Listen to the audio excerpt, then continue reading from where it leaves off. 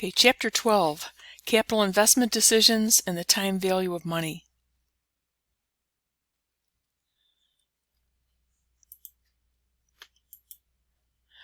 The way to look at this chapter is to first you want to understand what the why these capital investments are made, why they're important, how they fit into the whole decision process of an organization. Okay, and then what we'll do is we're going to look at 4 different financial ways to evaluate whether or not to make an investment. Okay, a big investment. These are dollars that purchase assets over long periods of time.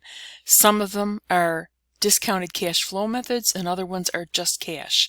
Okay, so what I'll do is look at each one of these individually, and then at the end you can compare and contrast the 4 methods and see which one you'd use for what, okay, which would be best. So first, the importance in the capital budgeting process. That it's making capital budget, the process of making capital investment decisions. But when you say capital, you're talking about a long-term asset. Okay?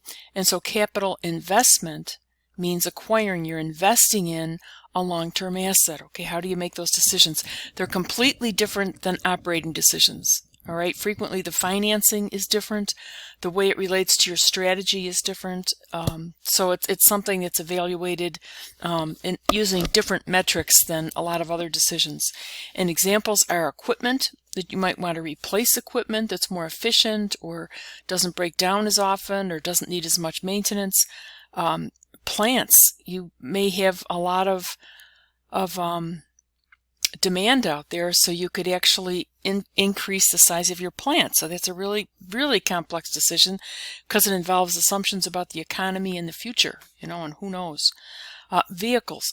Vehicles last a long time and they're not, they're expensive. So that's also a capital investment. And as you know, it's a long-term asset.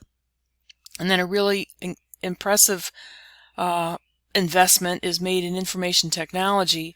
And what's interesting here is the first time we bought computers, I worked at a bank for 5 years and I was in corporate finance, and we had, this was when computers were invented, and we used to call them the tube, getting on the tube, and you'd have a terminal that was connected to a 3033 processor, a mainframe processor. It wasn't a standalone computing device. And there was even discussion about whether to get a standalone device versus having having something connected to a mainframe. But these investments in IT, okay, are very expensive. Usually you're buying it from someone that you don't even, you might know the company and you might have some faith in the people that you're talking to, but they definitely know a lot more about this technology than you do, and you don't know how long it's going to last. When we bought those terminals, we gave them, we paid an incredible amount of money for them, and we paid, I think, $2,000 a month per terminal or some crazy amount to lease them. And we thought they would last for 15 years. And they didn't, in 2 years everything had changed. So, these we know a lot more about it now than we did then, but still the rate of change is very fast. Now we've got 4 methods of capital budgeting that we'll look at. The first is payback. Okay, managers like this because it's like if something pays for itself in 2.5 years, that's good. All right, that's less risk. The longer something takes to pay back, the more things can happen in between, and you've got increased risk.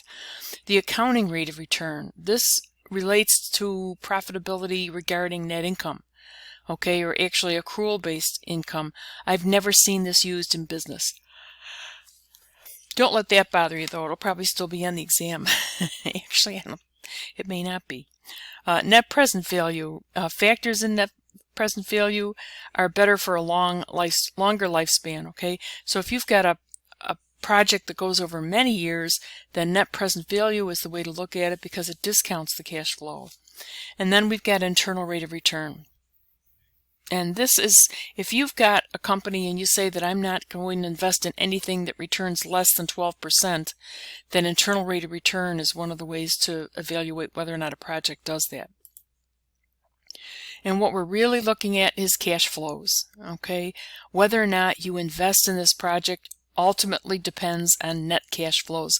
If it costs you $100,000 today, okay, how long does it take for that $100,000 discounted at whatever your cost of capital is to be recouped?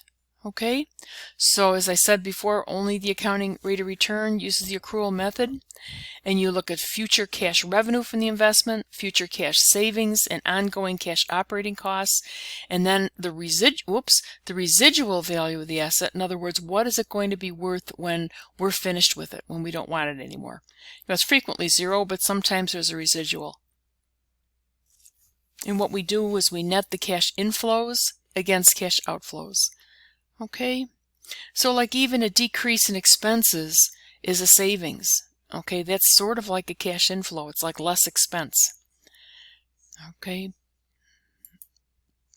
and here's the capital budgeting process, more or less. Okay, you identify capital investments, but this is not done by an accountant. Okay, this is done by many managers throughout a whole organization. Those in marketing, you know, might want some fancy new software, or you could have definitely people in operations will want new equipment. You could have other people in strategy that are looking to invest in new plant. Okay, whoops. So these people are competing against each other. Okay, because there are limited funds. There's a limit on how many different things you can invest in. See, that's the trick. So you're really competing with other managers to show that your project is really the best thing for the company to invest in. And so you identify your investment, you estimate the future net cash inflows and outflows. This is what I used to do where I worked. I would investigate anything that cost over $100,000, and I do a financial analysis on it. Okay, then analyze the potential investments. Screen out the undesirables.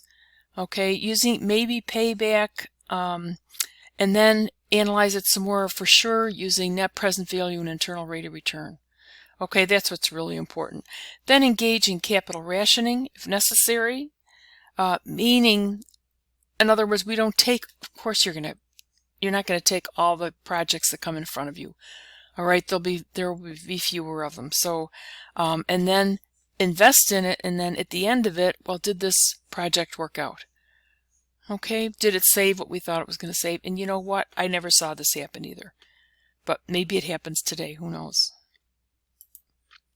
All right, and then there's a piece here on sustainability and capital investments and LEED certification. I don't know if you've ever heard of that. It's kind of a neat process. It's tough to apply in Florida because it was really developed for the Northeast. I think it was actually developed by universities in the Northeast to try to build more sustainable building structures.